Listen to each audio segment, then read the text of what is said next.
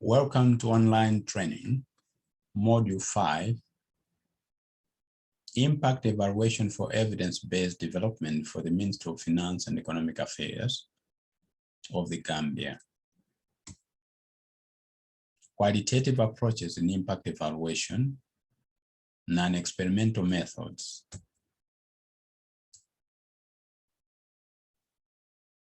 Lesson 2.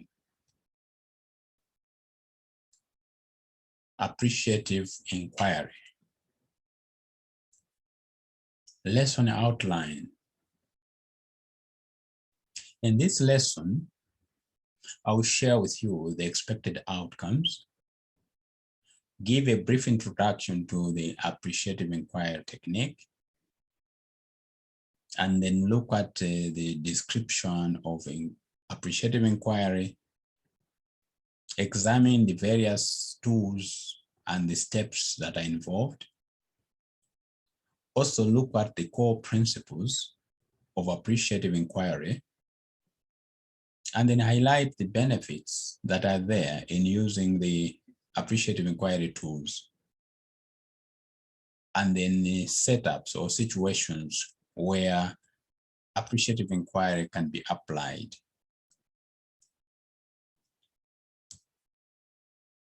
Expected outcomes. It is expected that at the end of this lesson, participants will be able to explain what appreciative inquiry methods can add to program evaluation, as well as identify situations or reasons when appreciative inquiry may be most appropriate. They will also be able to identify different appreciative inquiry approaches and steps that are involved. And then finally, the participants are also expected to be able to apply best practices for appreciative inquiry in relation to program impact evaluation. Introduction. This lesson dwells on appreciative inquiry technique. It therefore outlines and it defines what appreciative inquiry involves, as well as the basic principles and methods of appreciative inquiry.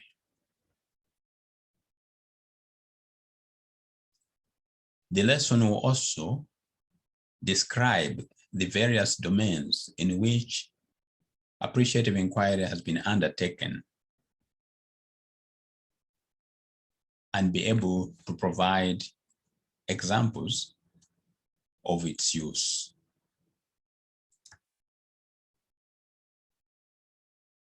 So what is our understanding of appreciative inquiry?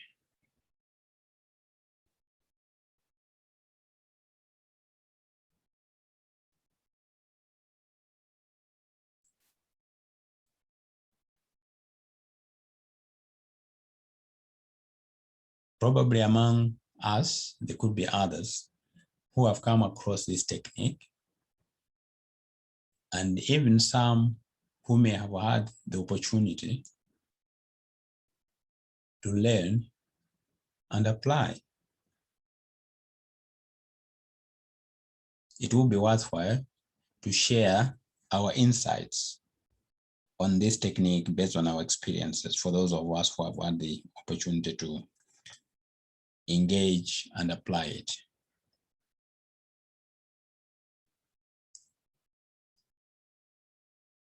But as you can see,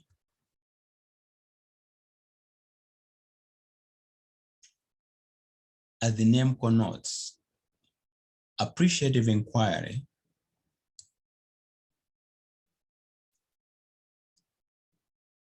talks or manifests a value supposition as embodied in the appreciation.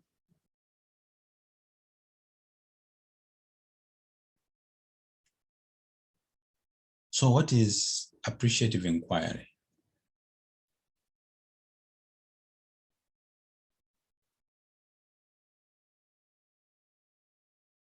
Let's start this.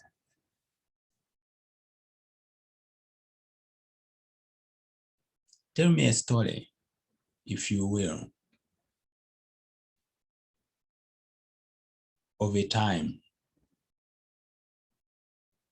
when you, as a team of planners in your respective ministry, department, or agency,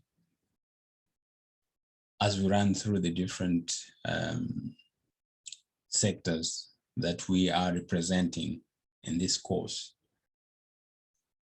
where you have been at your best,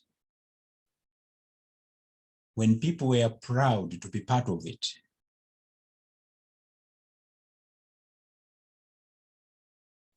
You collectively achieved something. And everybody was more than willing to rally around that outcome.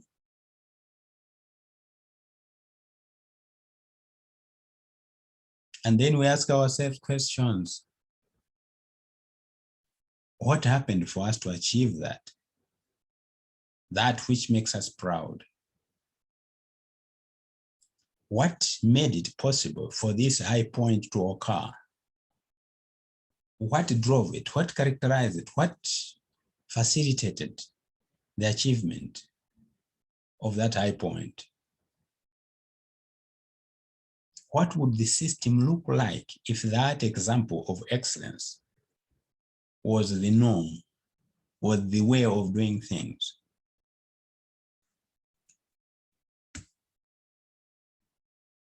What I've just described constitutes a typical appreciative inquiry process, one which manifests a way of thinking and working with groups, organizations, communities, or entities that assumes all human systems have at least some positive features, manifesting that something is working well. And the focus is looking at that which is working well, in total disregard of all the other elements that will be there, particularly on the negative side of things. Our focus is on the positive features, dwelling on what is working well.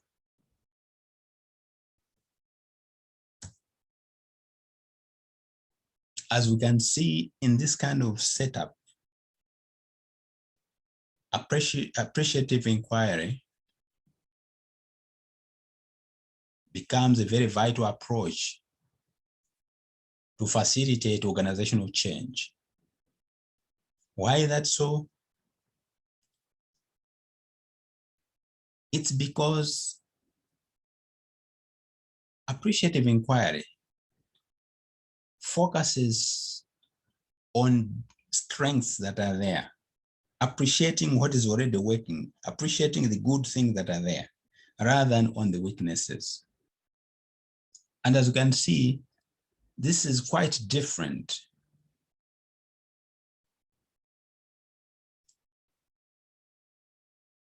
to many approaches to evaluation, which focus on the deficits and problems.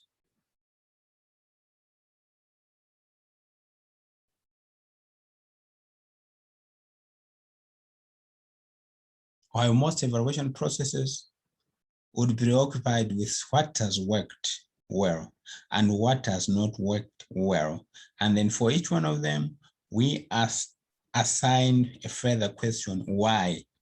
If it worked well, why did it work well? If it didn't work well, why did it not work well?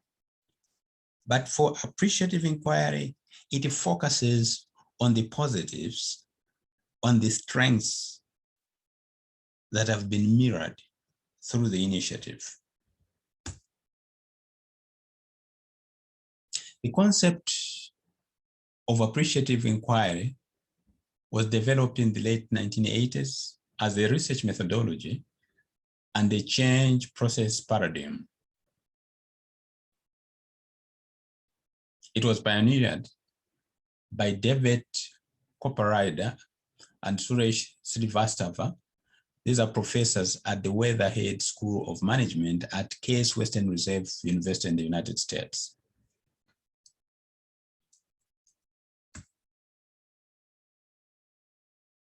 Over time, appreciative inquiry has proved to be highly effective for capturing positive features of an organization or a social system, and in the process, it has energized members that are involved to strive for higher levels of performance. So it tends to catalyze the prevailing environment of the members that are involved in that high point activity that has been noted. As a result of this, it tends to bring about collaboration and strengths-based change within organizations and communities that are involved. As you understand and agree with me, collaboration is very instrumental if we are to achieve effective development. And in any investment that is made, we look forward to change in the status quo of the population, of interest, or in the ways of doing things by way of systems and structures. Therefore, any process, as appreciative inquiry does, that fosters collaboration, most likely it enhances the developmental goals of an intervention. In this regard, we see appreciative inquiry as a way of being and seeing,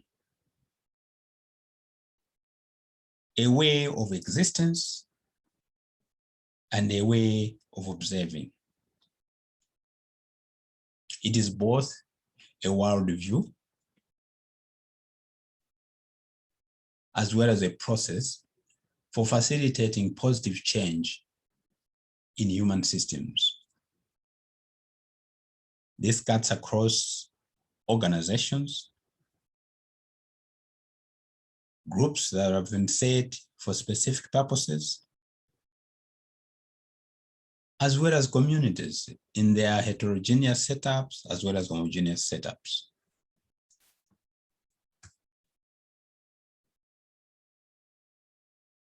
Appreciative inquiry operates from the assumption that every human system has something that works right.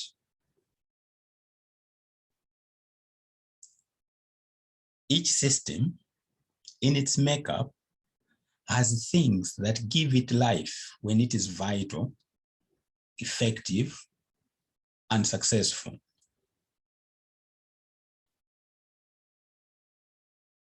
Therefore, in applying the appreciative inquiry, we begin by identifying this positive core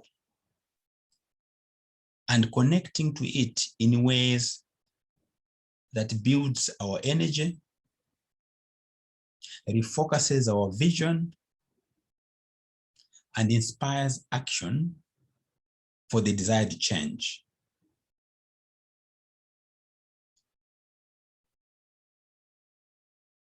Through appreciative inquiry, we are able to be inspired and motivated around the positive core that has happened from the existing system. And everybody rallies behind that core and is catalyzed to be part of that. And looking forward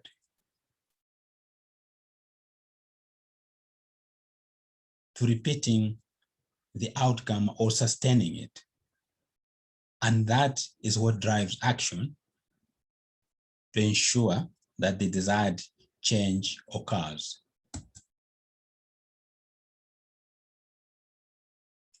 In this context, we see appreciative inquiry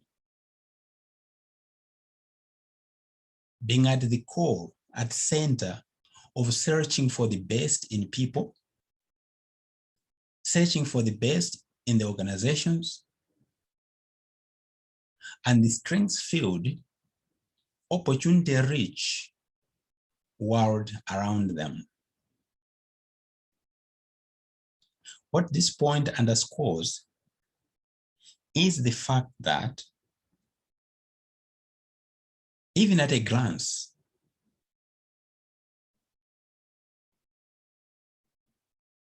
despite that we may not see anything positive, obviously,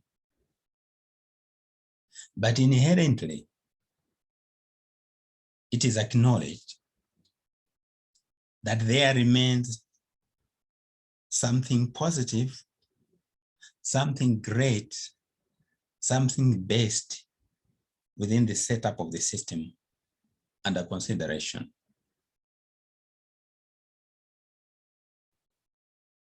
This is the bedrock of appreciative inquiry, in that it provides fundamental shift in overall perspective taken throughout the entire change process.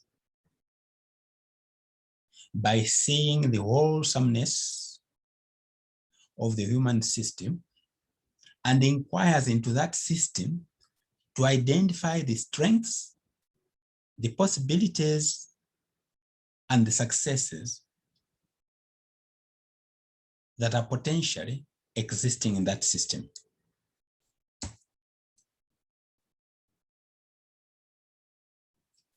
So we see the central notion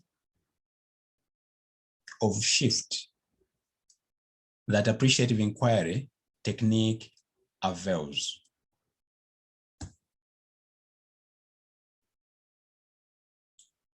It is able to portray a shift from problems to desired futures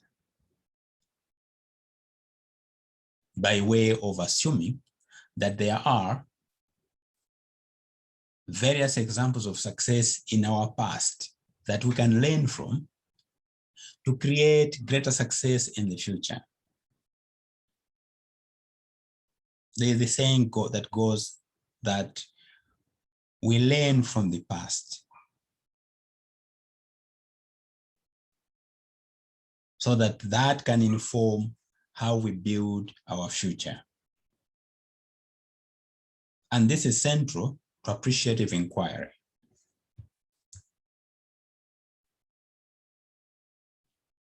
Another element worth noting in the shift from problems to desired future as availed by appreciative inquiry is the fact that specifically appreciative inquiry seeks to determine the state that the system aspires to. By identifying that aspiration, we will be able to be set and inspired to get into action so that we get to our aspired future.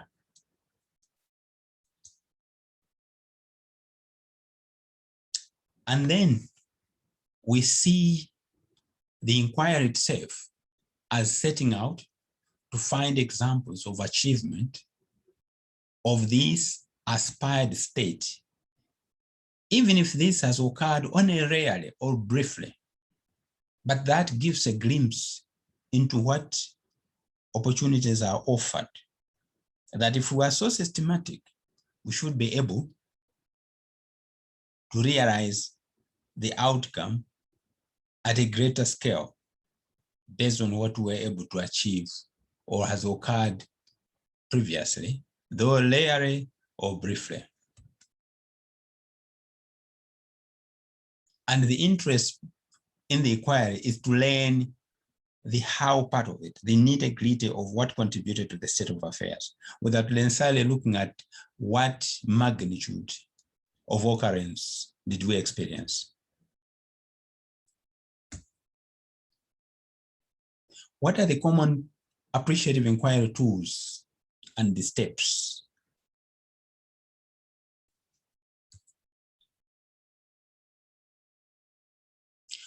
Appreciative inquiry operates in the famous 4D cycle.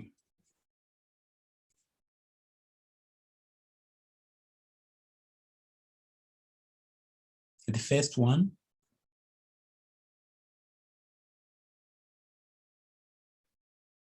is discover. The second one is dream. The third one is design. And the fourth one is deliver. Now, the common phenomena of interest is that all these are rallied around the positive core that we have identified in the first place. And we are trying to connect ourselves to it.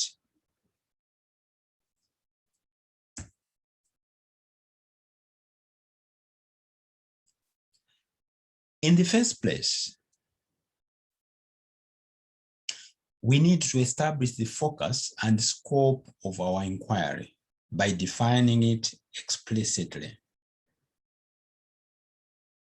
So in this one, at this stage, before we get into the 4D, we need to be very elaborate in terms of the scope of our inquiry by way of looking at what is the focus, who is to be interviewed, and by whom. When we have done this, then we are ready to get into the first step of the appreciative inquiry. That is discovery. At this point, we are eliciting stories of the system at its best. In other words,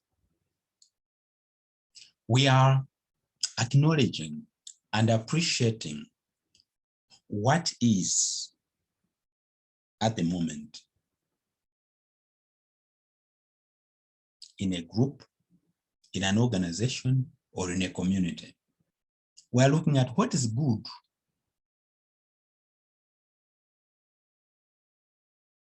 that can be identified with the organization, with our group, with the community that we work with. What has worked well?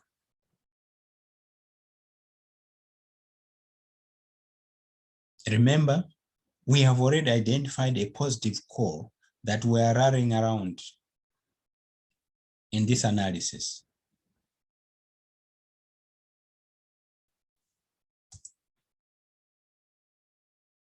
When we have answered the question of what has worked well, we have discovered, then now we would want to collect the wisdom of what has worked well and imagining that state of being into the future of what will it be like. And now that's what constitutes dreaming.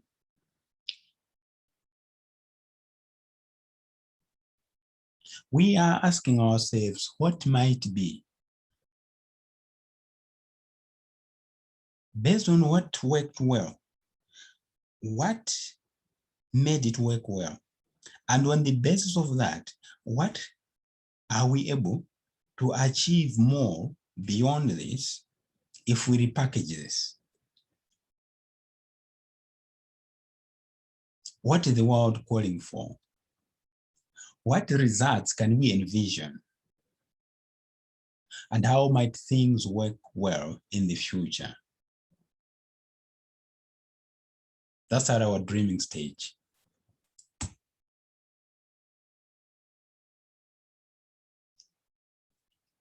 Having looked at where we want to be, what will it be? We have to set ourselves into action of looking at what should be and how do we move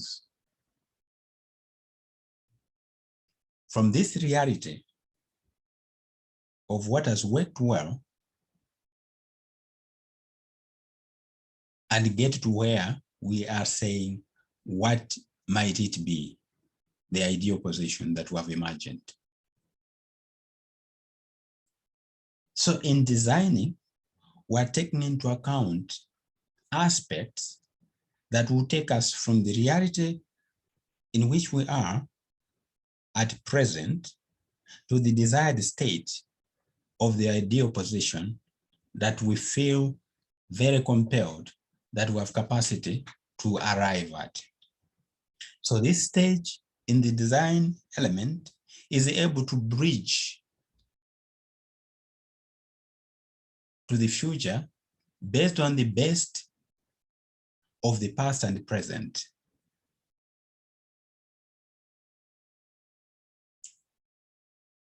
We have identified the ideal, then we have to do co-construction by way of planning and prioritization of the processes that would work well to enable us get there. Remember the discovery stage, we were examining, we were inquiring what made this high point to be achieved, what worked well. And at this design stage, we'll take into account that aspect in terms of informing our planning and prioritization of processes based on what has been proven to have worked well. When we are set with our design, then we go to the last stage of delivering, where we have to create and build ways to achieve our dream by applying strategies to practice. We are effectively implementing our design to realize the dream, how to make it happen.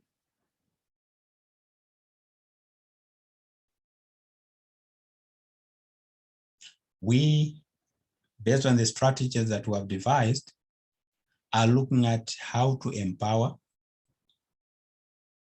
how to internalize learning that will eventually help us to make appropriate adjustments and improvise the system so that we can sustain the change that occurs.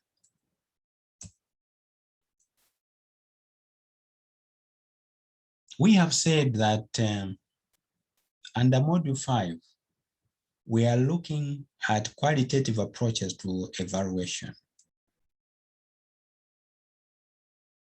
So how does appreciative inquiry link to the evaluation focus?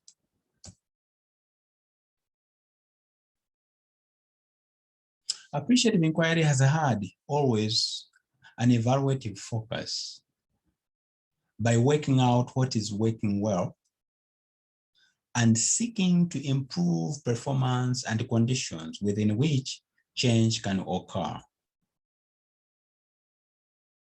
In recent years, there have been explicit efforts to embed appreciative inquiry principles and processes in formal evaluation processes.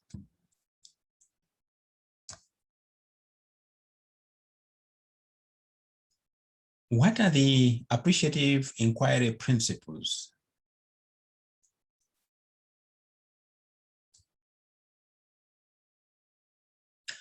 As I already alluded to,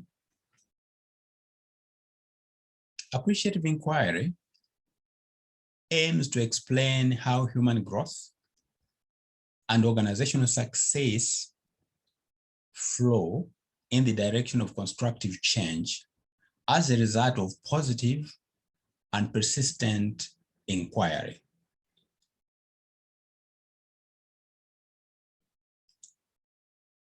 And these aims are pursued through application of principles that work around appreciative inquiry. And there are 5 of them. The first principle is constructionist principle. This principle states that our beliefs shape our actions. In other words, we are able to do what we feel is right, and this is what forms the organizational culture as a whole.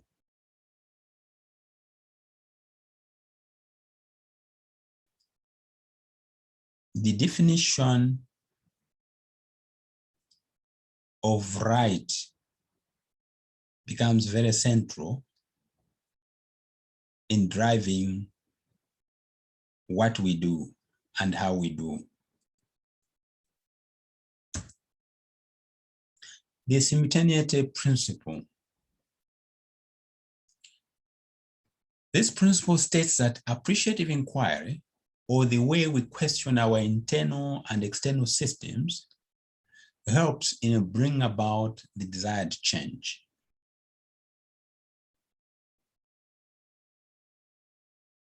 Here we see that inherently we are impacted by internal systems as well as external systems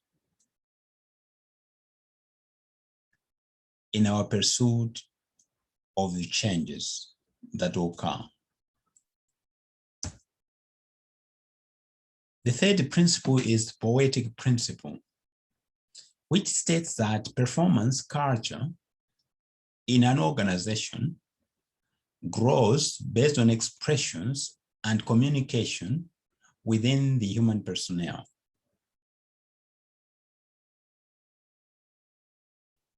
This one is best mirrored in how we talk to each other, the stories that we share at work, as well as the emotions that attach employees. And all these count for success or failure.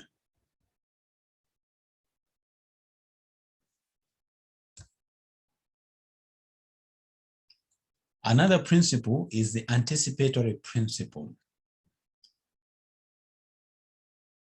which proposes that appreciative inquiry happens when we raise questions on things that have meaning to us now, or that will have some value for us in the future. Hence the anticipation.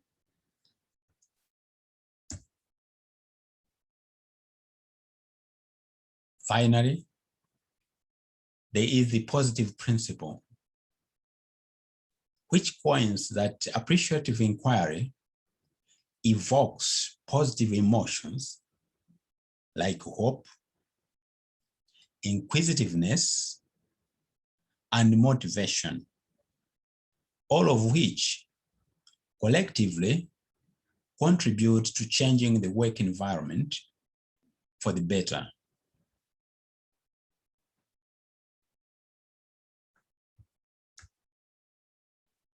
How unique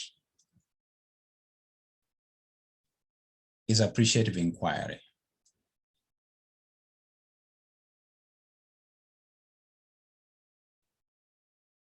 We have already shared that one key characteristic aspect of appreciative inquiry is its fact that it shifts from problems to some desired future.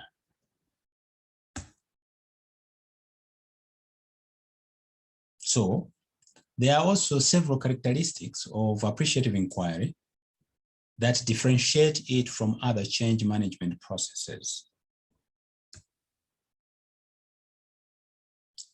In appreciative inquiry, the change process begins with the interviews in which participants reflect on their positive experiences and discover their own capacity to make a difference. The discovery aspect of it is very crucial in the process of appreciative inquiry. For example, for some, appreciative inquiry interview may be first time anyone has asked about their unique contributions, and being allowed to voice these contributions can have notable empowering effect on them by way of self-awareness, self-discovery.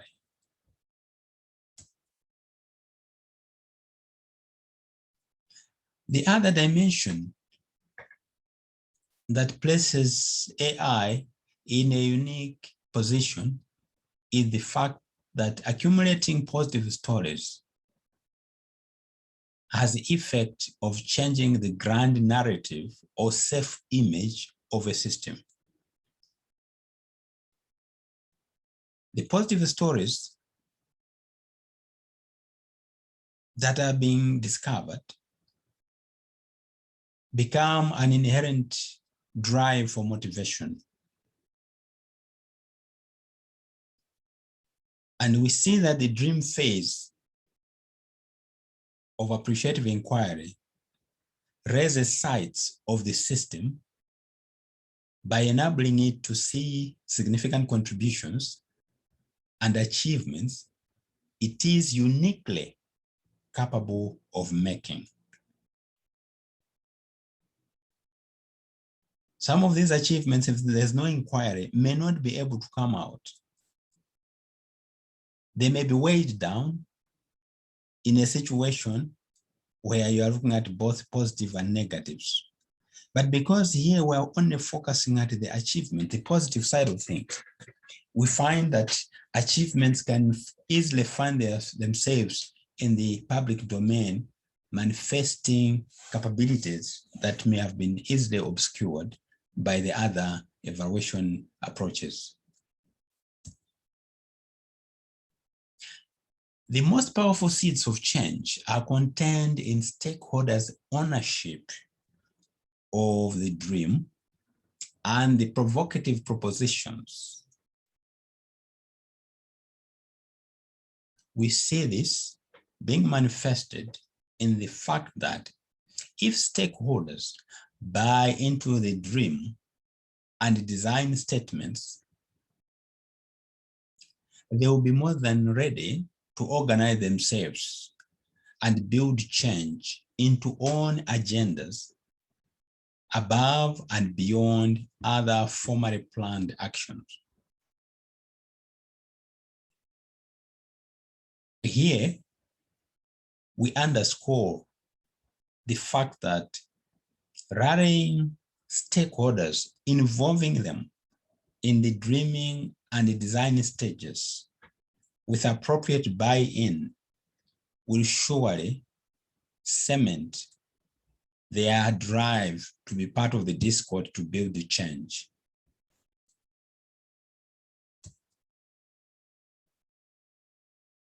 In this regard, we see appreciative inquiry making a system change processes remarkably pain-free compared to the traditional processes. How is that possible? We see this in that innovation emerges by fostering both continuity and transition from the best of the past and present into the future.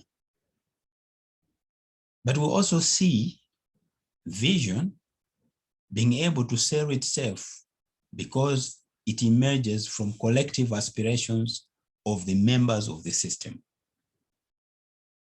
You remember when we said that from that identified positive core, it becomes an attraction that every member wants to connect to it and be part of it. And therefore, the collective aspirations that are derived in the dreaming become a shared vision for all.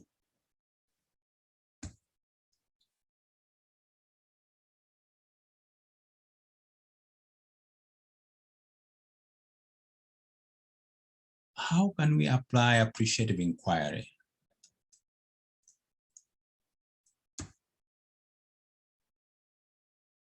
There are many situations where appreciative inquiry can be used. It can be instrumental in community development and community assets mapping. Appreciative inquiry can be very instrumental in strategic planning.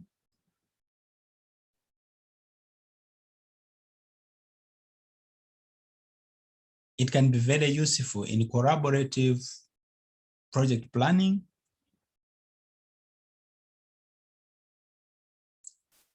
It can be very useful in strengthening partnerships, new as well as old ones. And fundamentally, as we have already alluded to, appreciative inquiry can be significantly applied to the benefit of organizational change management. It can also be very key in promoting organizational learning across different disciplines, functions, and generations. For example, newcomers and old-timers in the organization can equally benefit from appreciative inquiry. It can also rejuvenate staff morale, as well as be very key in resolving conflict. Of significance for our purposes, appreciative inquiry can be very instrumental in program assessment, monitoring, and evaluation. Are there comments and questions on appreciative inquiry?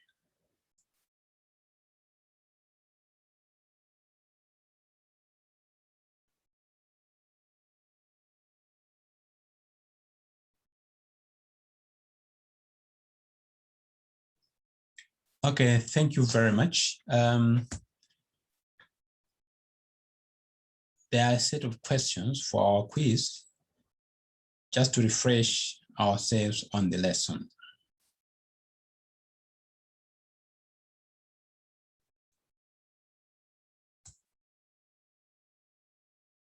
That marks the end of our lesson. Thank you for your kind attention. Jere Jeff Abaraka.